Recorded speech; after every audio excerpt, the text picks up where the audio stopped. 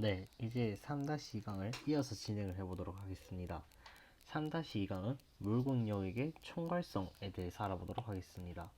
묽은 용액의 총괄성이랑 우선 묽은 용액의 성질로서 용질의 종류에 무관하고 용질의 입자수에만 의존하는 이런 성질을 뜻합니다.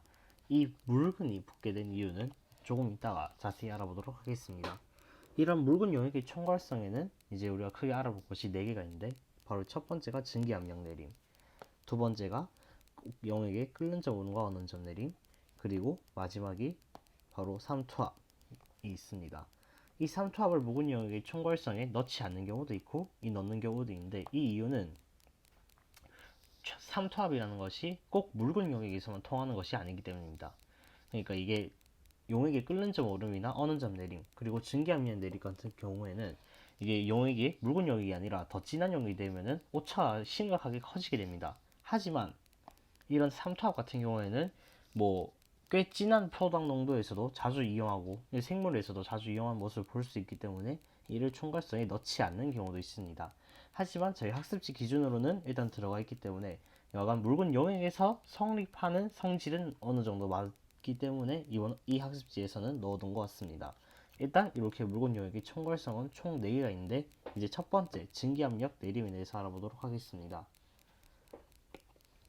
증기압력 내림은 일정 온도에서 용액의 비휘발성 용질이 용해되는 상태에서 용액 속의 용매의 증발 속도보다 이 증발 속도가 순수한 용매의 증발 속도보다 작게 되는 현상을 뜻합니다. 이게 무슨 뜻일까요? 간단하게 그림을 봐봅시다.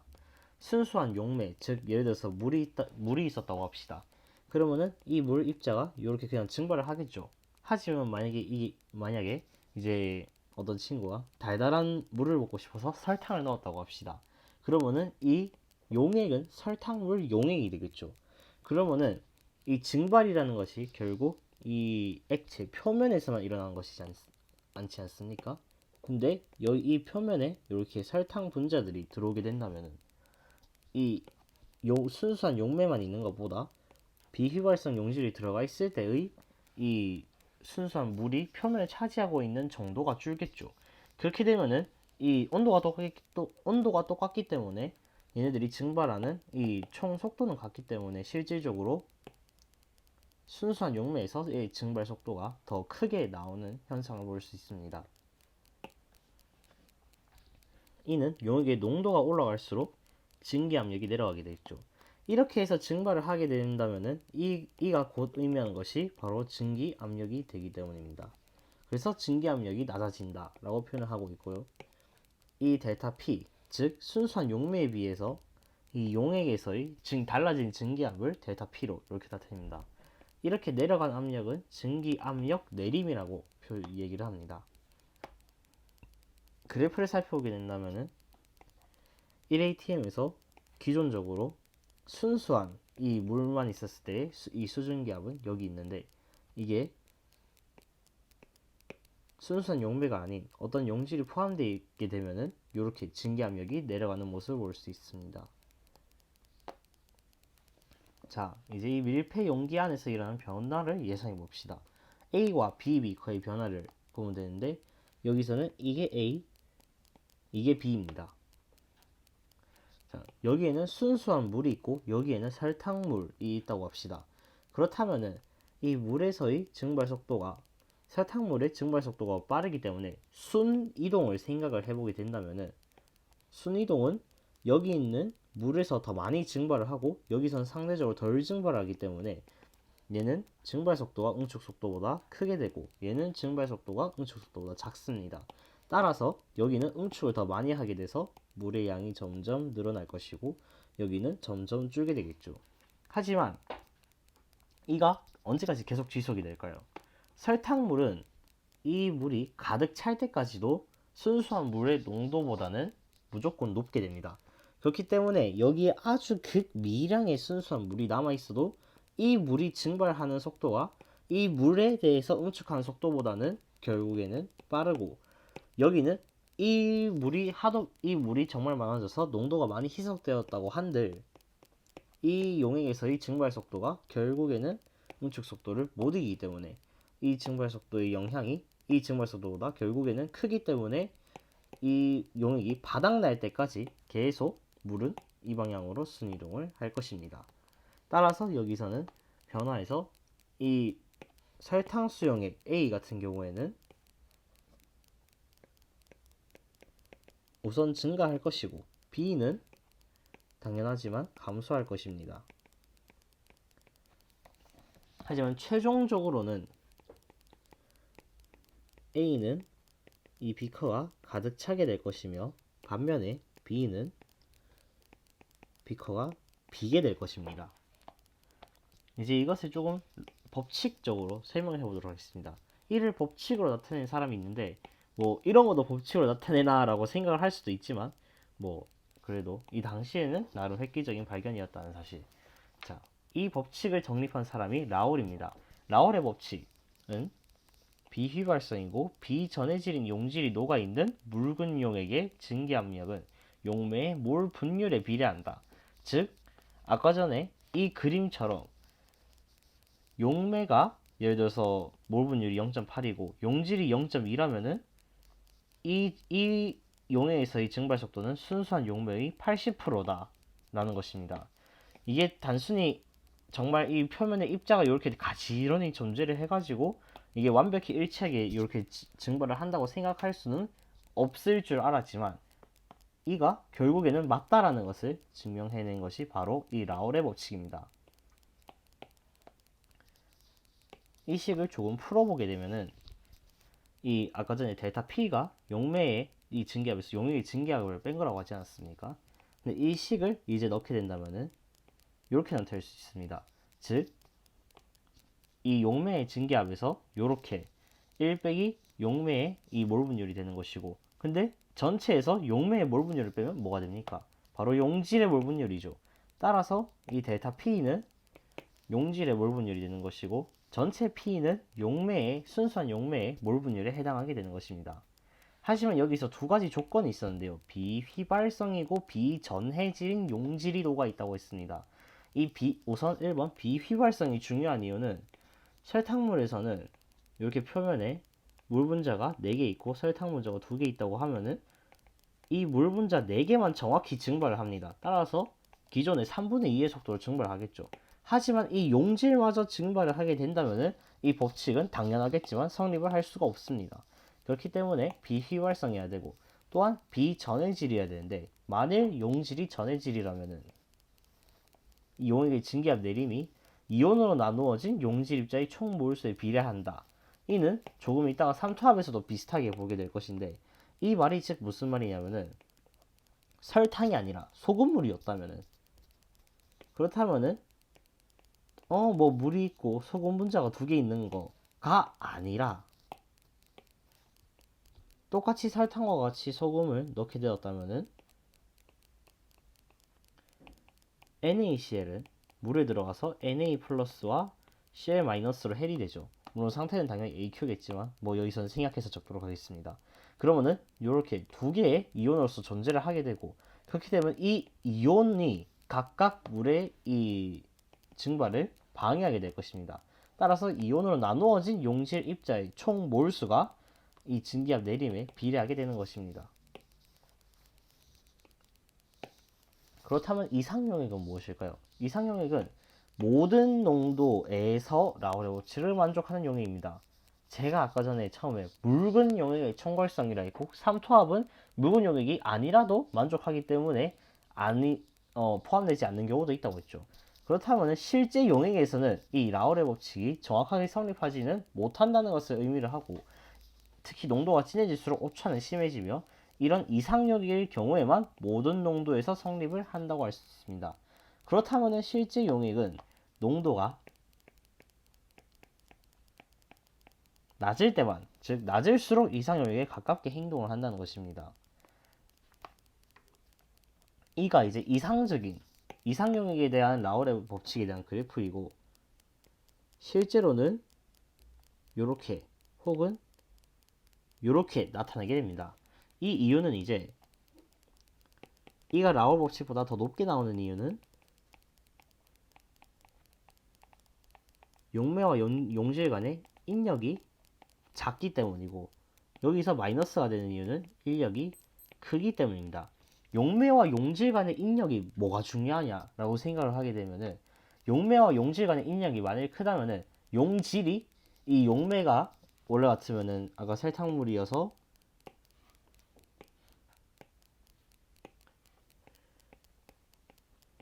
물이 6개가 있고 설탕 분자가 2개가 있는 상황인데, 원래 이럴 거면은 기존 순수한 용매의 0.75배의 속도로 증발을 해야 됩니다만, 이렇게 용질이 용매가 증발 못하도록 꽉 붙잡고 있으면은 실제보다 덜 증발하겠죠. 얘는 증발을 못하게 되는 것입니다.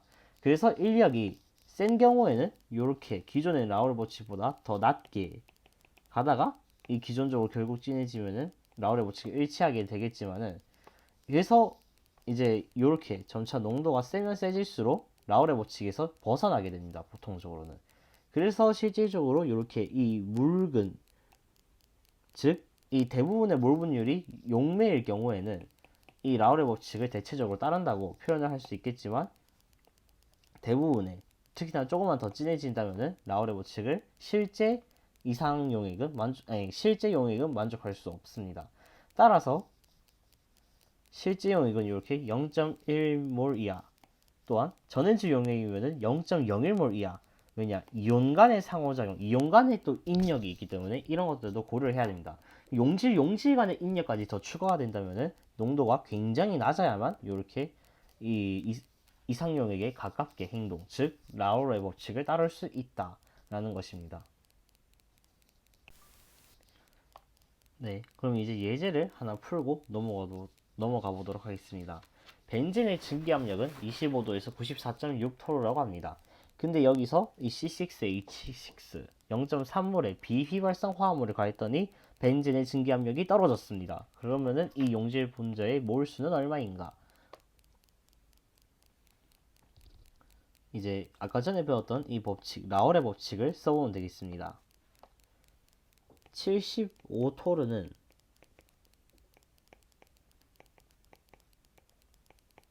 용액의 몰 분율에다가, 용액 중에서 용매의 몰 분율에다가 기존 압력을 이렇게 곱해주면 되겠습니다. 뭐 또한 일식이 아니더라도 94.6 빼기 75 토르에다가 전체 몰수분의 용질의 몰수에다가 94.6 토르를 곱해도 당연히 같은 x 값을 얻을 수 있을 것입니다. 이 경우에 대해서 이제 x를 풀어보게 된다면은 94.6분의 75가 0.3 플러스 x의 0.3이 되기 때문에 0.3 곱하기 94.6이 0.3 곱하기 75 더하기 75x가 됨을 알 수 있습니다. 그렇기 때문에 0.3 곱하기 19.6이 75x가 되는 것이고, 이를 풀게 되면 x가 7.8 곱하기 10의 마이너스 2승몰이 나옴을 알 수 있습니다. 즉 이렇게 굉장히 작은 이런 몰수만 가해져도 이 증기압력이 94.6에서 75까지 꽤 눈에 띄게 줄어듦을 알 수 있습니다. 따라서 이렇게 증기압력 내림은 묽은 용액에서 주로 쓰이게 됩니다. 이제 2성분 액체 혼합물의 증기압력에 대해서 알아보겠습니다. 말 그대로 2성분, 2개의 성분이 들어있는데, 이게 이상용액처럼 행동을 한다면 각각의 증기압 PA, PB를 두고, 그다음 순수한 용매일 경우에 각각을 이렇게 둔다면 각각의 기체에 대해서 A에 대해서 라우레 법칙, B에 대해서 라우레 법칙을 적용하면 됩니다. 또한 전체 증기압력은 이전에 돌턴의 부분합 법칙을 그대로 따라주면 됩니다. 따라서 이를 그래프로 나타내게 되면은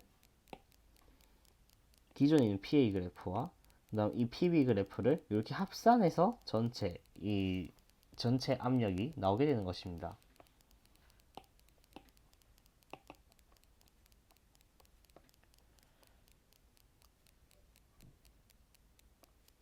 또한 여기서 조금 더 내용을 추가를 해보자면은, 아까 전에 실제 이 용액에서는 이게 직선형이 아니라 기본적으로 이렇게 음의 형태를 따르거나 양의 형태를 따른다고 했는데, 이 역시도 기체의 종류에 따라서 양의 형태를 따르게 되면은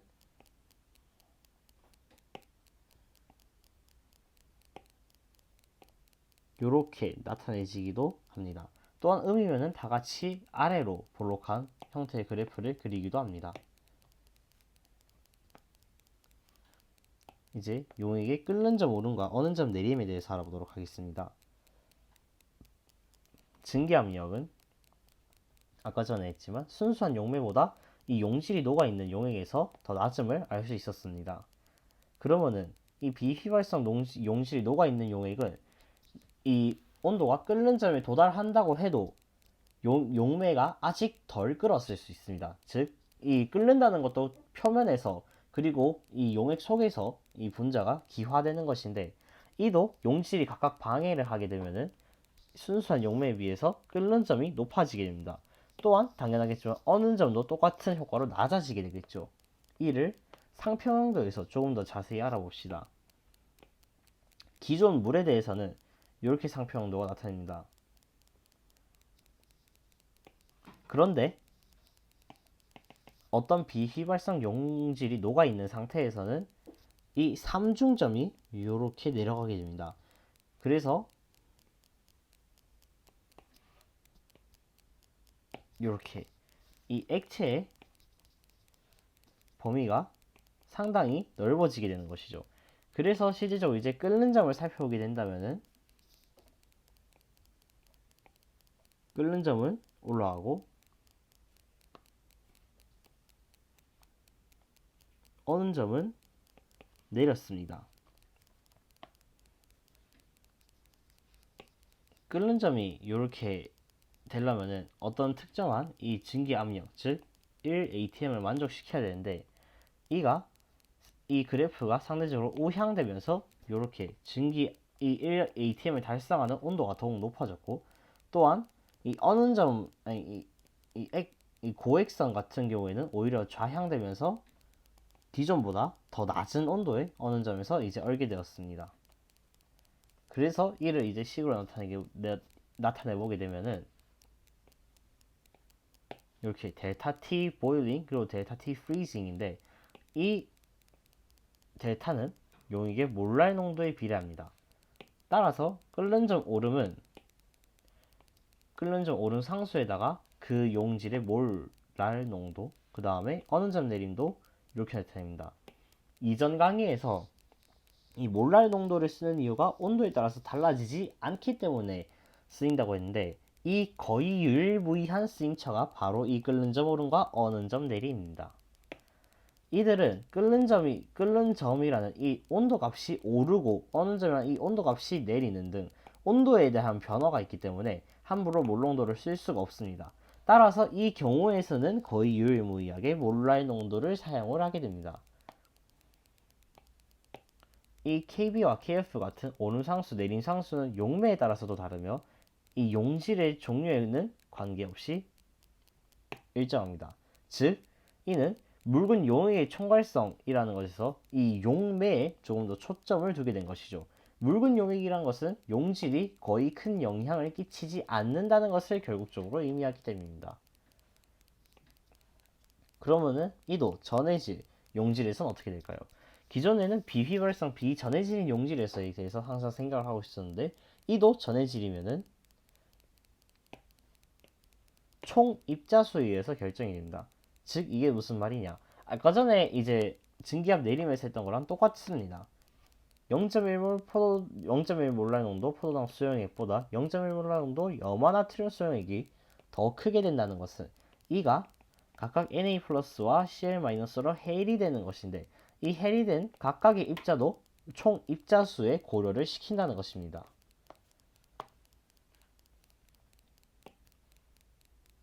TB와 TF를 측정 시 어떤 단위로 나타낼 수 있는지 이제 알아보도록 하겠습니다. TB는 끓는 점 오는 상수에다가 몰랄 농도를 곱한 것이고, 어는 점 내림도 마찬가지입니다. 근데 이 몰랄 농도라는 것이 단위가 결국적으로 몰 퍼 킬로그램입니다. 특히 이 킬로그램은 용매의 킬로그램이기 때문에 여기서는 용매의 질량을 Wg으로 해서 이렇게 1000분의 W로 나타내었고, 그 다음에 몰 농도는 분자량분의 이 용질의 질량을 이렇게 나타내게 되었습니다. 따라서 이런 식으로 이제 표현을 할 수 있는데, 이 식을 사용하게 될 것은 아마 보통 실험에서 사용이 될 것입니다. 그러면 실험을 살펴봐야겠죠. 어느 점 내림을 이용해서 용질의 분자량을 구하는 실험입니다. 물 100g에 물질 9g을 녹여서 어떤 수용액을 만들고 이 어느 점을 이제 측정을 해보겠습니다. 근데 이 결과가 이렇게 0.9, 마이너스 0.93도로 측정이 되었습니다. 근데 이 물 같은 경우에는 용질의 종류에 상관없이 KF는 1.86도씩 kg per 몰로 일정한데 어느 점이 마이너스 0.93이라고 했기 때문에 이는 KF에다가 0.5몰랄 농도를 곱한 값입니다. 즉, 이 수용액은 0.5몰랄 농도를 갖는다는 것이고 이 0.5몰랄 농도는 교육적으로 0.5몰 per kg인데 용매 1kg당 용질이 0.5몰 들어있다는 것입니다. 근데 여기서 처음에 물 100g에 녹였기 때문에 이는 물 0.1kg 안에 결국적으로 용질이 0.05몰이 녹아 있음을 뜻합니다. 근데 용질이 아까 9g을 넣었었기 때문에 0.05몰당 9g인 것이고 결국적으로 이 물질의 분자량은 180g per 몰입니다. 180g per 몰이면 익숙한 숫자일 텐데 이 분자량을 갖는 분자는 바로 포도당입니다. 근데 이게 꼭 포도당이므로 바로 장담은 또 할 수가 없기 때문에 여기서 설탕과 포도당 중 어느 것인지 결정하라고 했는데 설탕은 분자량이 340이고 포도당은 180이므로 이 분자는 포도당임을 알 수 있습니다. 끓는 점, 오름과 어느 점 내림에 관해서 이제 간단한 문제를 하나 풀고 가보겠습니다. 질량 백분율 25%의 이 물질을 포함하는 끓는 점과 어는 점을 고려하라고 구해보라고 했습니다. 우선 이 에틸렌 글리콜의 분자량부터 구해보도록 하겠습니다. 탄소 2개에다가 수소 4개, 그 다음에 OH 2개가 있습니다. 따라서 이 물질의 분자량은 62g per 몰이 되는 것이고 근데 이 질량 백분율이 25%인 에틸렌 글리콜을 포함하는 용액입니다. 따라서 62g이 전체 질량의 25%이므로 전체 질량은 248g이 될 것이고 그 말은 즉슨 용매는 용액 질량 빼기 용질의 질량을 해서 186g이 됩니다. 근데 이게 62g이 들어있다면 1몰이 들어있다는 것이고 즉 용매 186g당 1몰이 들어있는 농도가 이 질량 백분율 25%에 대한 몰랄 농도입니다. 따라서 KB와 KF를 이제 각각 넣어서 계산해 주면 되겠습니다. KB는 0.51 곱하기 186분의 아니 자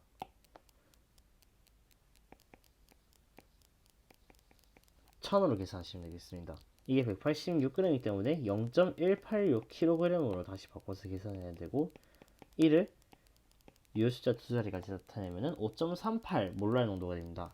따라서 이는 다시 한번 5.38로 이렇게 계산을 해주시면 되겠고 어느 점 내림에서도 마찬가지로 계산을 해주시면 되겠습니다. 그렇게 해서 이를 계산을 하게 되면은 102.74도가 되고 이는 마이너스 10.007도가 됩니다. 이 값만을 곱해서 이게 나오진 않는데 왜냐면은 이 값이 결국에는 100 플러스 KB의 몰랄 농도인 것이고 그 다음에 이는 0 마이너스 KF의 몰랄 농도이기 때문입니다. 100, 0은 각각 이 끓는 점에서 오르는 것이기 때문에 제가 곱해서 구한 이 값들은 결국 델타 TB와 델타 TF입니다. 이제 마지막으로 삼투압에 관해서 알아보도록 하겠습니다. 삼투현상이랑 생물에서도 배우게 될 것인데 이 반투과성 막을 사이에 두고 진한 용액과 묽은 용액을 넣으면은 묽은 용액의 용매 분자가 반투막을 통해 진한 용액으로 이동하는 현상입니다. 보통 우리가 확산이라고 하면은 용질 분자가 직접 이동하여서 고농도에서 저농도를 이동하는 것인데 이 반투과성 막은 용질이 이동하지 못하기 때문에 용매 분자가 이 묽은 쪽에서 진한 쪽으로 역으로 이동하게 되는 것입니다. 하지만 실질적으로는 확산과 다른 것은 없죠. 엔트로피 증가에 의해서 당연하게 일어나는 현상입니다. 그렇기 때문에 이 일도 결국 용매 분자가 이동한다는 초점에서 보았을 때는 묽은 용액의 총괄성으로 해석할 수도 있습니다. 이 삼투압을 나타내는 공식은 반트호프의 법칙이 있는데 파이는 CRT라는 공식이 있습니다. 이를 약간 변형해서 파이는 ICRT라고도 하는데 이 i를 넣음과 넣지 않아도 모두 공식이 성립합니다. 단지 i를 넣지 않으면 이 C는 오스몰 농도를 뜻하게 되고 이 i를 넣게 되면 C는 몰 농도가 되게 됩니다. 그러면은 이 i는 무엇인가요? i는 바로 반트호프 인자라고 하는 것입니다. 이전에서 전해질을 넣게 된다면은 이 총 입자수에 이 각각 해리된 이온들도 고려를 해야 된다고 했는데 이를 나타내는 인자가 결국 반트호프 인자입니다. NaCl을 넣게 되면은 반트호프 인자는 이가 각각 Na 플러스와 Cl 마이너스 두 개로 갈라지기 때문에 i는 2로 계산해야 됩니다. 반면에 설탕을 넣게 된다면은 이는 물속에서 해리가 되지 않으므로 i는 당연히 1로 계산을 합니다. 이렇게 계산을 하는 것이 이 C를 오스몰 농도로 다시 새로 생각해서 하는 것보다 편하기 때문에 저는 파이는 ICRT의 공식으로 주로 사용하는 것을 추천합니다.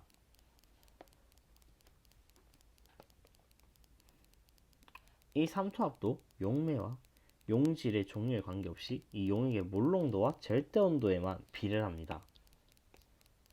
용질은 결국 끝까지 그 어떤 데도 영향을 별로 끼치지 못합니다. 여기선 몰랄 농도를 다시 사용하지 않는데 이 삼투압은 특정 온도에서 구하는 것이라서 온도가 바뀌지 않기 때문에 굳이 계산이 복잡한 몰랄 농도를 쓰는 것보다 주로 사용되는 몰 농도를 사용합니다.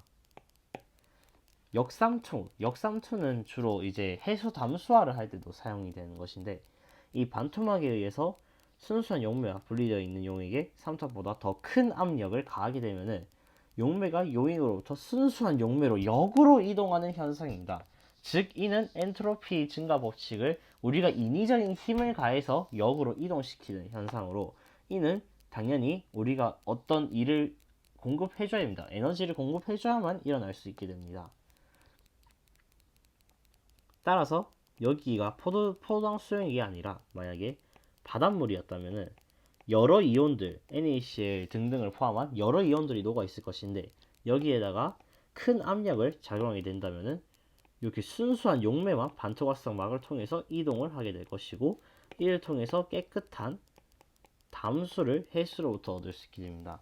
이런 해수 담수화 기술은 이전에 이 몇십 년까지는 아니고 사실 뭐 십몇 년 전부터 많이 사용되긴 했었는데 이는 막대한 비용을 요구를 하고 또한 많은 해수를 이렇게 담수화를 시키지 못하기 때문에 아직까지 엄청나게 많이 상용화된 기술은 아닙니다만 앞으로 점차 우리가 더 물의 이 소비는 늘어나는데 상대적으로 우리가 쓸 수 있는 물의 양은 계속 감소하기 때문에 이 해수 담수화 기술이 많이 중요한 기술임을 추가적으로 좀 더 얘기를 하면서 이번 강의는 마치도록 하겠습니다.